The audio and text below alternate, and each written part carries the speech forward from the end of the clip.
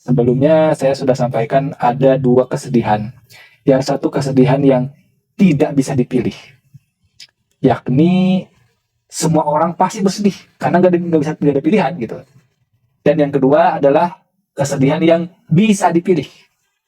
Nah, Nabi Muhammad itu juga manusia yang ketika kehilangan seseorang yang dicintai sedih, yaitu kesedihan yang tidak bisa dipilih.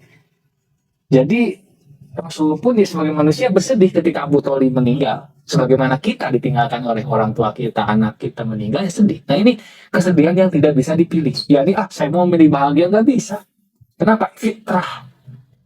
Justru kalau milih bahagia, kita cekikikan, kita ketawa orang tua meninggal, kakek meninggal, itu justru aneh. Jadi fitnah nanti. Ya enggak? Nah makanya daripada itu, ini kesedihan yang semua orang juga bakal ngalamin. Tapi ada kesedihan kedua yang bisa dipilih. Nah, maksud bisa dipilih bagaimana? Kita mau memilih tetap sedih atau memilih bahagia atau memilih biasa, silakan. Ada pengemis buta, ya, Yahudi yang buta itu kan yang nyuapin tiap hari Rasul.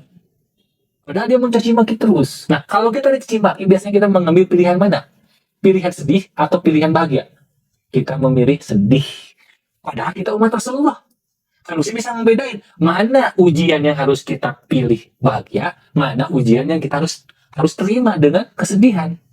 Kita mah rata-rata semua ujian disikapi sedih semuanya. Padahal ada ujian yang bisa kita pilih tidak sedih. Contohnya tadi Rasulullah ketika dicaci, dimaki, dihina, difitnah, digibah oleh seorang pengemis di pasar yang buta, Rasul tidak marah, tidak sedih. Karena cemen untuk masalah seperti sedih itu cemen.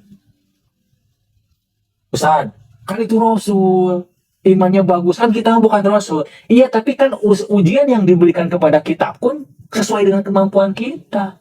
Nggak mungkin ujian yang diberikan kepada Rasul diberikan kepada kita, nggak mungkin. Karena level kita beda dengan level Rasulullah. Jadi jangan bilang, itu kan Rasul, imannya tinggi, makanya kuat dicaci maki oleh pengemis Yahudi. Nah, emang yang mencaci maki kita itu ujiannya seperti Rasul? Kan beda, lebih rendah lagi. Disesuaikan dengan kemampuan iman kita.